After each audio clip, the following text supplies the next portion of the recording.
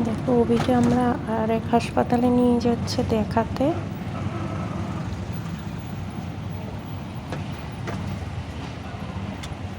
এই যে এই হাসপাতালটাই আজকে দেখাবো। আর নিমাসে কি বলেছে তোমাদেরকে তো আগেই বলেছি, ওর বললো কোনো চিকিৎসা নেই, কলকাতায় ফিরে যেতে।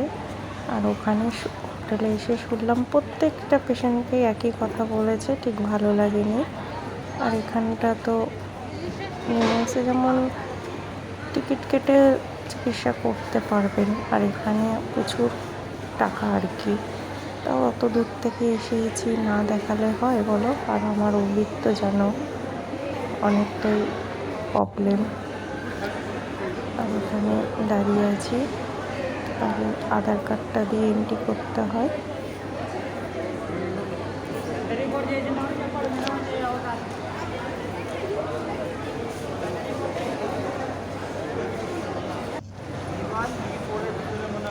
প্রত্যেকখানে অনেক ভিড় আছে।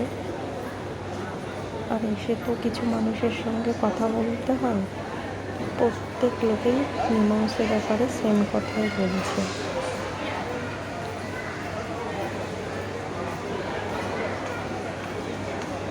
প্রত্যেক লোকে এখানেই দেখাচ্ছে দেখি। আধার কার্ডটা দিয়ে এন্ট্রি করলে একটা ওটিপি আসবে ফোনে, সেটা নিয়ে কাউন্টারে যেতে হবে, পেমেন্ট করতে হবে।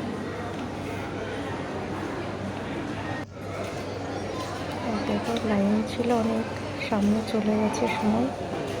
আর এখানে ডাক্তারের ভিজিটটা দিতে হবে। ওখান থেকে একটা বিল দিয়ে দিয়েছে, আর এইভাবে বসে আছি, ডক্টরবাবু ডাকলেই যাব। আর দেখছি আমাদের নাম্বার দিয়েছে 27।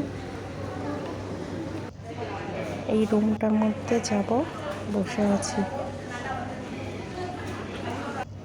আর আমরা কতক্ষণ, সকাল 10টায় এসছি, এখন হচ্ছে রাত্রির 9টা বাজে। আমরা খেয়ে এসছি ক্যান্টিন থেকে, আমাদেরকে এখনও ডাকেনি। অভি তো ঘুমিয়ে পড়েছে, অভি একটু চালাচ্ছিল, তারপরে কাঁদতে কাঁদতে ঘুমিয়ে পড়েছে। তার মানে এতটাই সময় লাগছে, জানি না কখন ডাকবে। ডাক্তার কি বলেছে